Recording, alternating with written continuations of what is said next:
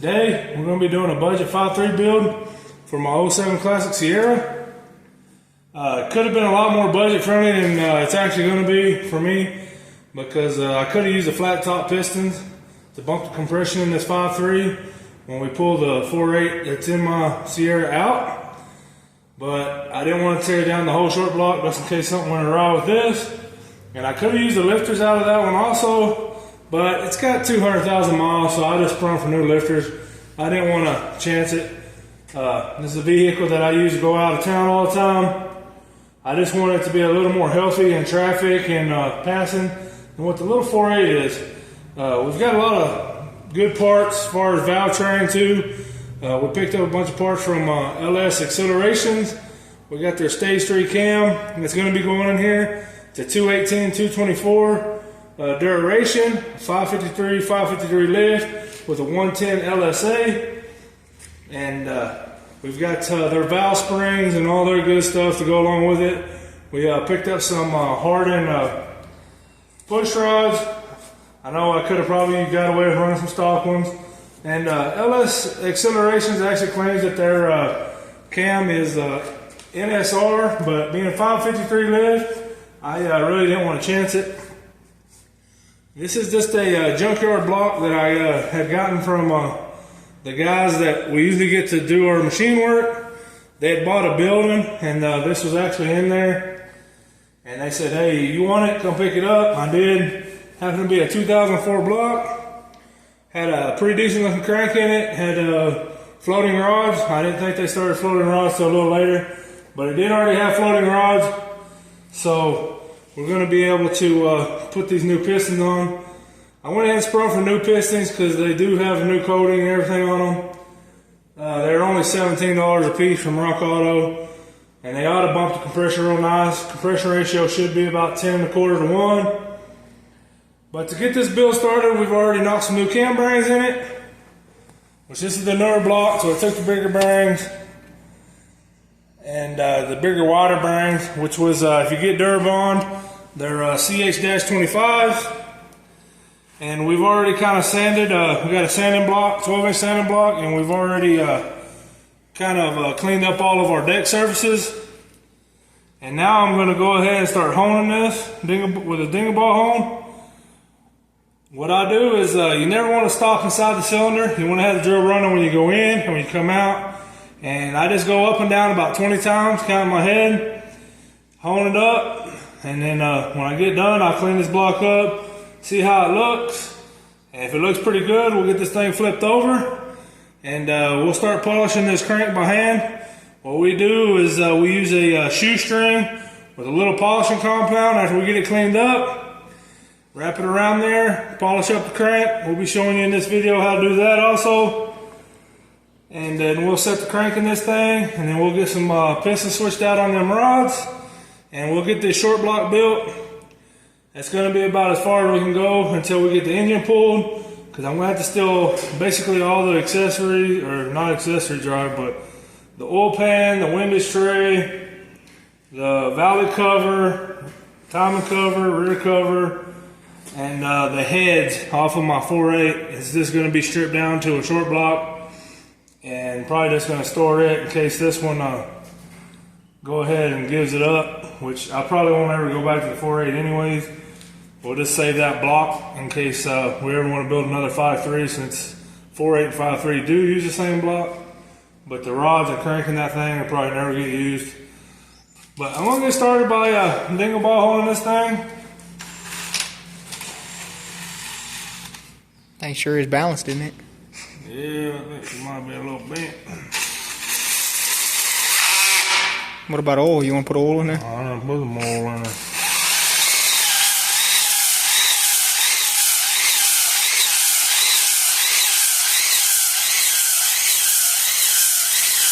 Oh yeah! Oh yeah! You don't want to bore this out 4 inches, do you? I would like to bore it to 390 and put some LS1 pistons in it. Then they bore to 390, put LS pistons in it. That'd be nice, LS1 pistons. And make it a 350 basically, but that kind of takes away from the budget, going to the machine shop and honing this thing out. Now you stay there long enough with that hone, it'll finally make it 390 if you keep measuring it. Well, I don't want to be here a couple of weeks. But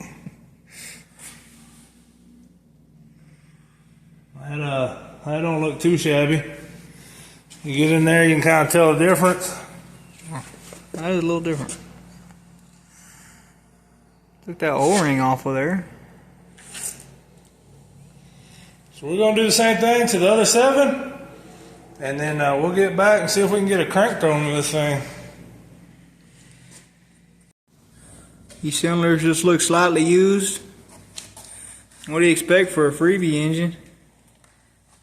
I expect a lot. Oh, well, it's as good as you get. They seem to be alright. There's a couple scratches here and there on the bottom, but other than that, it just go ahead and lubricate the pistons a little better. That's all it'll do. Yeah, the cylinders will probably last longer than the cam bearings ever will. This is probably the worst amongst them right here. This little scratch right here. Other than that, they're pretty good.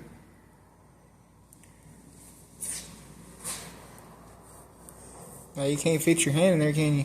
Yeah, it's tiny. Definitely no 60 over small block forward. It's like 120 under or more. I know what that'd make this. Like 300.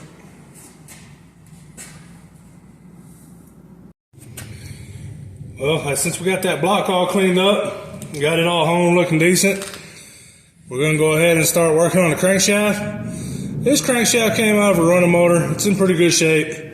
There's no real scratches. Bearings look good. So what we're going to do is we're just going to polish it out. You can see here I've already got a little dab of your favorite metal polish, whatever you prefer. I usually use this Blue Magic. Get the widest, fluffiest shoestring you can.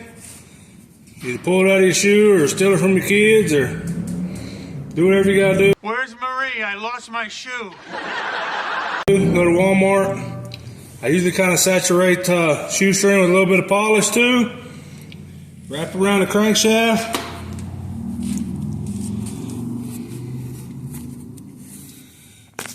Oh, about killed you there. Almost.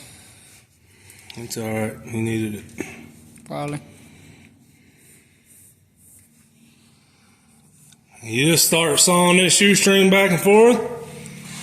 And you're going to wind up with a finished product. Kind of looks like this journal here. I've already hit this journal. You can see these journals kind of got an oil mark in between where the bearings ride. And this is what you wind up with just a little bit of elbow grease. Now, if you got a crankshaft that looks a lot worse than this, you can still do this, and you can still do it yourself without going to a machine shop if you haven't had a bearing spin or anything. But you'll get like some 500 grit sandpaper, cut it the width of this journal, spray some WD-40 on there, kind of wrap that sandpaper around, then wrap your shoestring and do the same thing. And as you do that, you're going to work up in grits. Don't get too carried away because you're going to want to still use a standard bearing, or you can get just a -1 bearing or whatever you want to call it.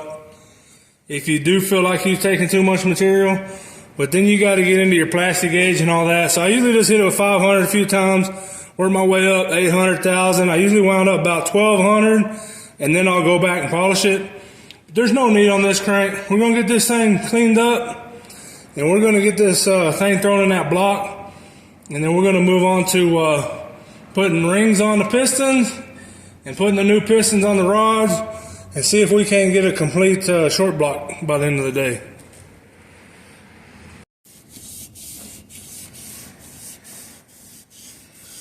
Just work it back and forth, going side to side on that journal.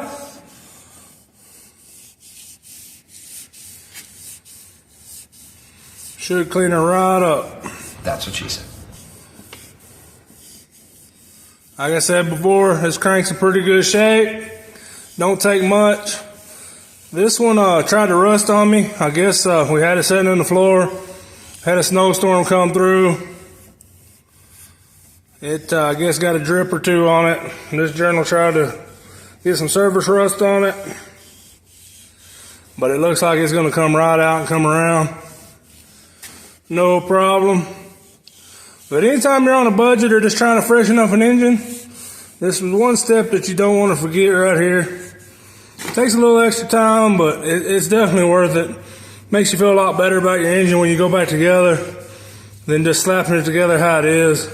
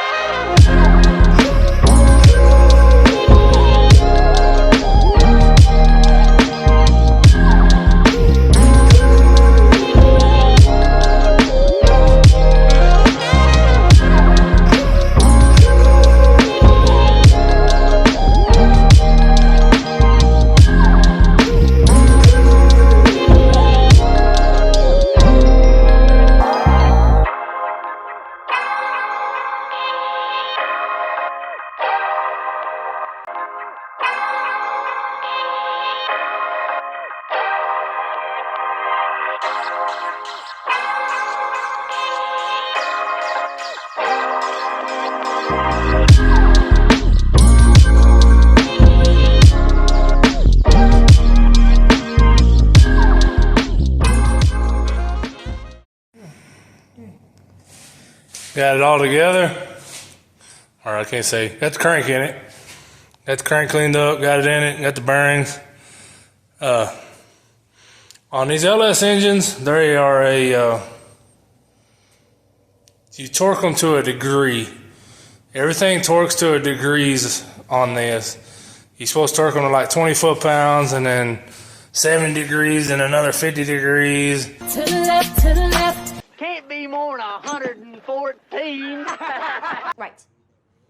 Well, I don't work that way.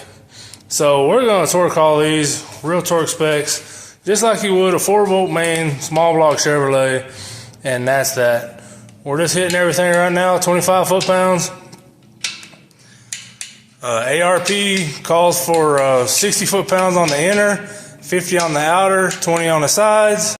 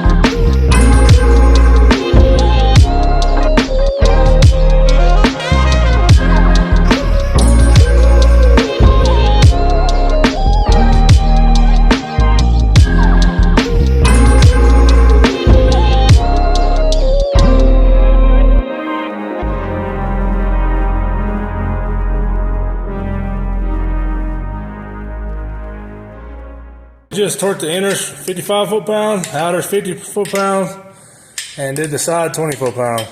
Then check it again. Yeah, we're gonna go ahead and go back through, recheck, just to see if anything loosened up. This is our first LS build. Seem like they're all good for now. You don't get this with them big jobs on the small block Fords.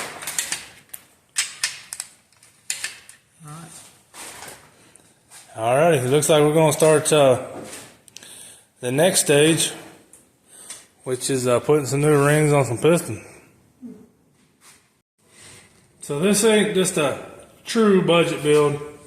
I could have used the pistons out of that 4.8 that we're going to be pulling out of my truck because we're going to have to use the pan and everything else.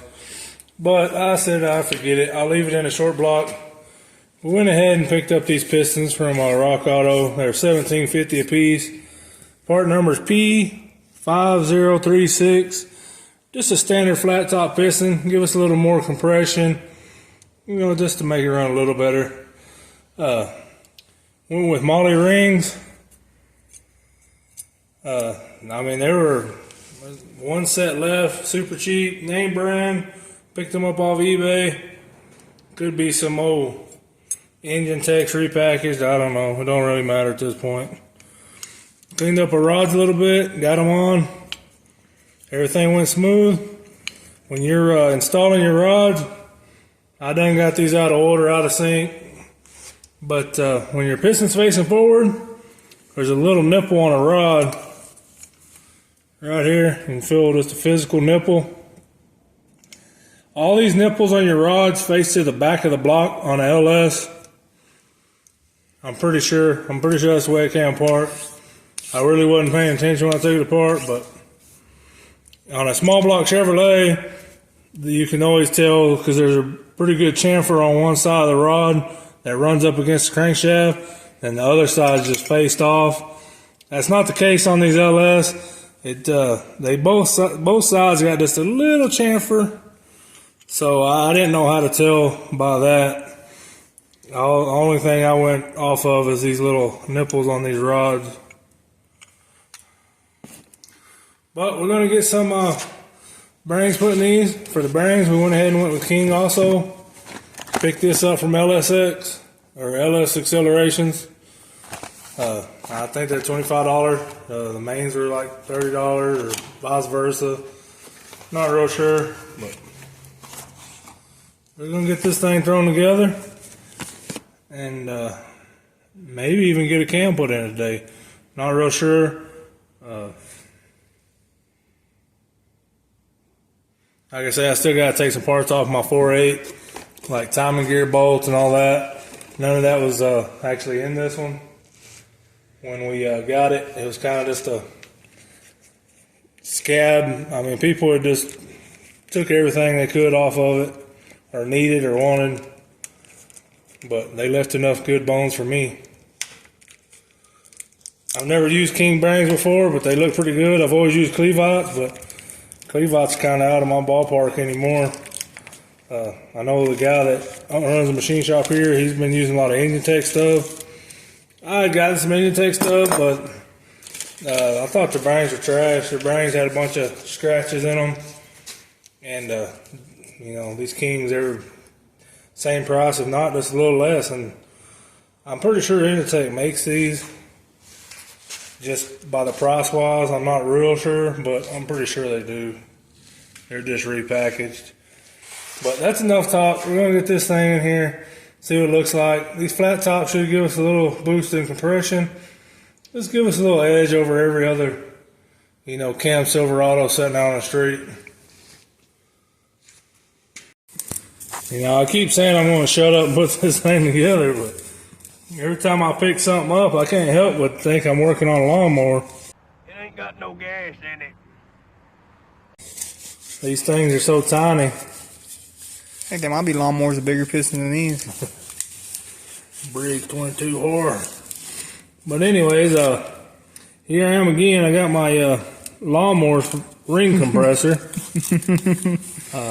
For all our small block stuff, we got them nice aluminum ones where you drive your your pistons out on the cylinder, but on this little baby stuff, I had to resort to my lawnmower stash to try to get these things put in there.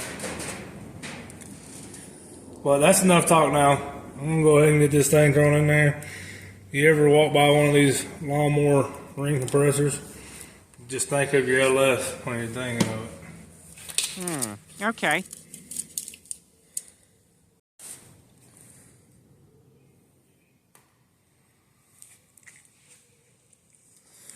Well, as you can see, it's about that time we put this bump stick in there. If you didn't catch that the first video, I picked up this cam on a Christmas sale from LS Accelerations. They were $270 at Christmas. This is their stage 3, which I think is a little big for this. It's their stage 3 truck cam. I should have got their 2.1. But this cam is 553 lift, 218, 224 duration with a 110 lobe separation.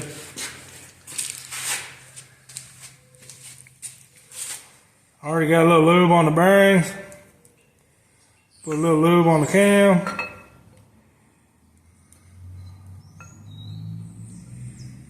It's been a while since I've got any practice at doing anything like this. Feels well, them two bearings lined up. I guess we got them in there pretty good. Unless it's just pushing them out the other end. These cam bearings are they're not the Durabonds, they're Clevites, but they're the same thing as the Durabond CH25s. They're a wider bearing. They match up to the cam journals a lot better than the little thin stock bearings. They're basically 3/4 inches wide, and the stock ones are, I don't know what they measure, they look half, but definitely a lot more surface to play with. I'm gonna have to find me something to stick in the end of this to get some leverage on this. But as I'm doing this, you can see we got that rotating assembly together. Torque them rods to 42 foot-pounds. I don't know if I told you what we torqued the mains to, but wound up being 60 on the inners, 50 on the outers, 20 on the outside little bolts. I wasn't about to do all that degree BS. Guess our Chinese cam installation tool worked pretty good. Everything's going nice. Like one more lifter. Speaking of lifters, I need to start soaking those. Speaking of putting a cam in, you ever seen that guy try to drive one online in with a sledgehammer? Yeah. Very professional. Well, if one of them would have been off, I think I might have done the same thing. Anyways, the engine turns over nice. Everything feels good. Everything fit nice and tight. Had a little trouble with it kind of going together just because of our lawnmower ring compressor. But it's starting to shape up. I'm going to get some lifter soaking. I'm going to get a cam plate on the front of this. I also ordered the cam plate from LSX Accelerations. I mean, this video is not sponsored by them by any means, but really kind of built a relationship with them, buying all these parts. They're very helpful.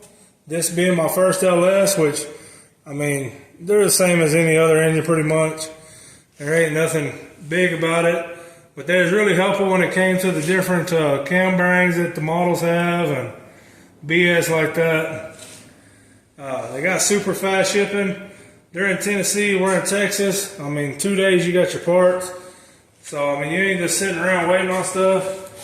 And I mean, we wasn't in a hurry in the first place, but when you spend that kind of money, you kind of want to have something to show for it and not just pipe dreams that it's in the mail. But there's a couple guys there that definitely know their stuff. I guess they've been out for a while. I've never heard of it. I just was looking for cams, and their Christmas sale popped up. And anytime I build an LS, I probably won't go with anybody else. You know, a lot of these companies have gotten to where when you try to call them on the phone, nobody will answer. They want you to leave a number, we'll call you back. You know, HP Tuner the same way. And I understand, they probably get a million calls a day, but you call LS Accelerations, 2 rings, you got a guy on the phone. And that's what I like.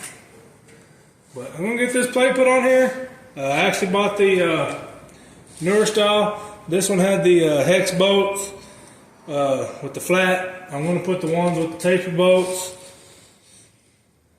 I don't know that it even matters. I really don't know. I couldn't even tell you. All I do know is we're going to soak some lifters, and then we're going to pull a 4/8 so we can get the rest of the parts to finish this build. Get it in. Get my little brother to ride a tune and load it, and see what it looks like.